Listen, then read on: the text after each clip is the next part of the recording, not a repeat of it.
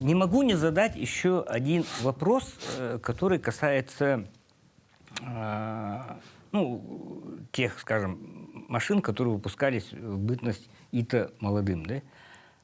Что это за кружевные накидки на машинах были в 90-е годы? Почему они так часто встречались? Да. И даже сейчас есть. Официальные аксессуары. 今も使ってる人多いね。ああ、そそう。いや、それは気がつかなかったな。う。Не знаю, я, честно говоря, не встречал такие. Да?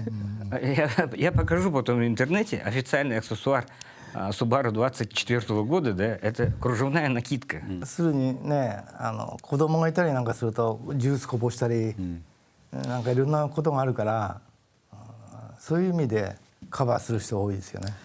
Ну, возможно, причина в том, что японцы, в принципе, в основной своей массе очень большие, чистоплотные люди, да, и поэтому любят во всем чистоту.